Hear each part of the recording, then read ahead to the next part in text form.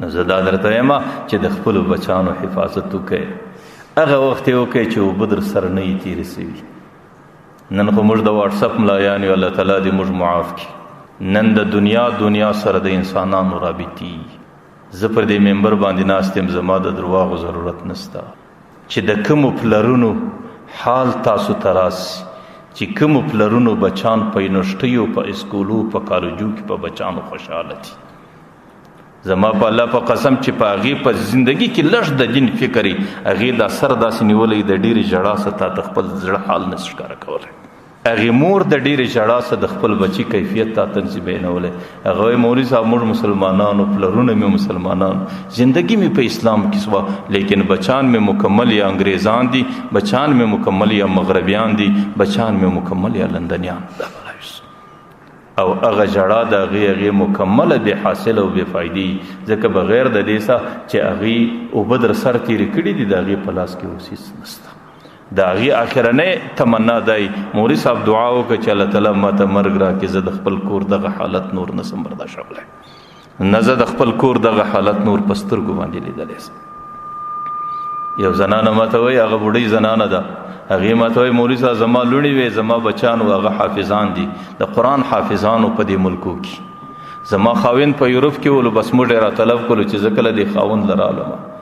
ورته زما په الله قسم چې زما هغه لوڼې هغه بچان هغې اوس په داسې کیفیت کې دي چې د هغې په زړو کې د ایمان یوه ذره نشته. وایي مولوي صاحب بس ته ما ته دعا وکړه چې الله تعالی ما ته مرګ راکړي. نور نه دغه ژوند لیدلی سم، نه په دې کور کې ژوند کولی سم، نه د دې کور ژوند لیدل برداشتولی سم.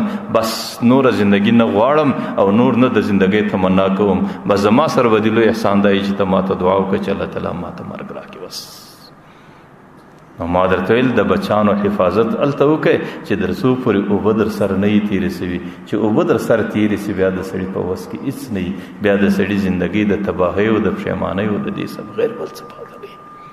او دا حالات راځي او دا حالات زموږ په قسمت کې راتلونکي دي، ځکه زموږ زندګي بې احتیاطه ده.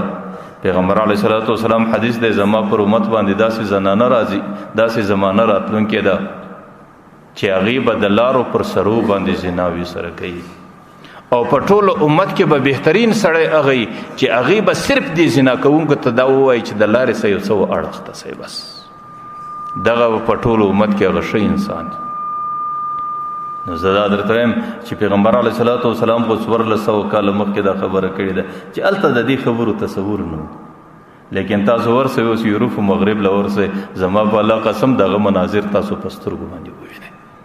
بیا به د سړي د پیغمبر علیه صلات وسلام، حالانکه دام د پیغمبر امت دی، که امت اجابت نه دی، امت دعوت خو دی. پیغمبر علیه صلات وسلام وایي زما امت کې به آخرنۍ زمانه د انسانانو صفتونه به د حیوانانو سي. د حیوان کې بیا پیغمبر علیه السلام خاص د حمار صفت اخیستی دی، د خره نوم یې اخیستی دی چې یو زنانه به د حیوان په شکل او نارینه به د حیوانانو په شکل، لکه یو حیوان چې د حیوانانو سره په خپلو جنسي خواهشاتو کې آزاد دی، نه د چا د شرم پروا ساتي، نه د حیا پروا ساتي، نه د پلار پروا ساتي، نه د قوم پروا ساتي، نه د مذهب پروا ساتي. یو حمار چې د حمار سره خپل جنسي خواهشات پوره کوي، د هغې سره د دې شانو څه پروا ورسره نه وي ورسره. پیغمبر علیه صلات وسلام وایي زما د امت انسانان به هم دې حال ته رسېږي. ځکه خپل کورونه په حفاظت کې کول، که چیرې سړی دغه معاشره لیدل نه غواړي، که د سړي زړه دا غواړي چې زما د کور عزت حفاظت سي، محفوظه سي، زما د بچانو ناموس او عفت او پاکدامني محفوظه سي، نو خپل بچانو ته جلو راچول، خپل بچانو پر دې خبره باندې یقین راوستل چې الحیاء شعبة من الایمان، حیا د ایمان شعبه د بچانو. پیغمبر علیه الصلاة والسلام په دین کې حیاداري ډېر لوی صفت ده.